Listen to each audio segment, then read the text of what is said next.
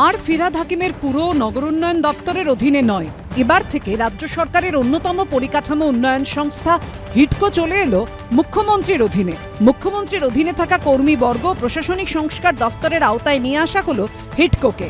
এখন থেকে হিডকোর কাজকর্ম সরাসরি দেখবেন মুখ্যমন্ত্রী নিজেই। রাজ্যে বাম সরকার ক্ষমতায় থাকাকালীন তৈরি হয়েছিল হিডকো। সেই সময় এই সংস্থা ছিল আবাসন দপ্তরের অধীনে। এর চেয়ারম্যান ছিলেন তৎকালীন আবাসন মন্ত্রী গৌতম দেব। 2011 সালে মমতা বন্দ্যোপাধ্যায় ক্ষমতায় আসার পর হিডকোকে নিয়ে আসেন পুরো নগর উন্নয়ন দপ্তরের অধীনে। তখন থেকেই টানা 14 বছর হিডকোর চেয়ারম্যান ফিরহাদ হাকিম। এবার গোটা সংস্থাই নিজের দপ্তরের অধীনে নিয়ে এলেন মমতা বন্দ্যোপাধ্যায়। এটা তো আমাদের decision of chief minister.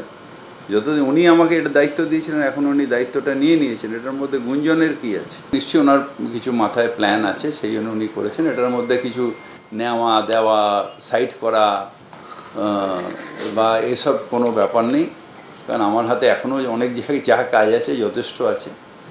R secondly হচ্ছে যে দলের আমি হলাম একজন অনুগত সৈনিক।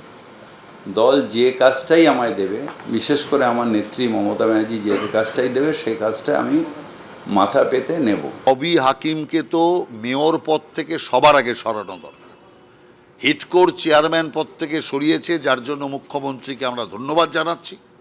একটা সদর্থক পদক্ষেপ গ্রহণ করেছেন, কিন্তু উনি যেভাবে সাম্প্রদায়িক বিষ ছড়াচ্ছে, আর বাংলাদেশের এই ঘটনার পর যেভাবে উনি সাম্প্রদায়িকতা করছে, মেয়র পদে থাকার যোগ্য উনি নন।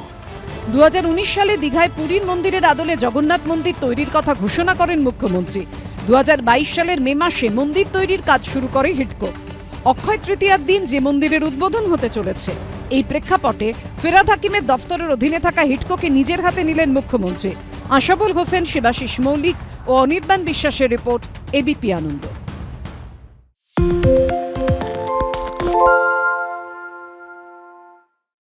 সত্য অন্তহীন, সত্যের খোঁজও তাই, সত্য সন্ধানে তাই আমরা অক্লান্ত, অকুতভয়। এবিপি আনন্দ নতুন ভাবনার প্রতীক, যা মনে মুক্ত, তথ্যে যুক্ত এবং যাবতীয় সীমানার বাঁধন থেকে মুক্ত।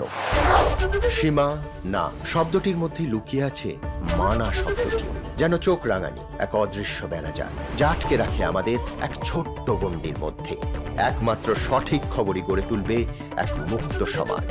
সেই জগৎ গড়ার লক্ষ্যে কোনো সীমানার ঠুকুটি আমরা মানব না।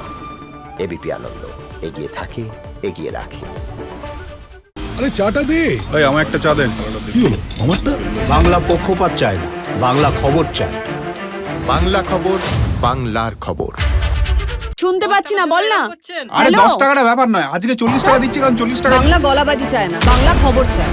বাংলা খবর, বাংলার খবর।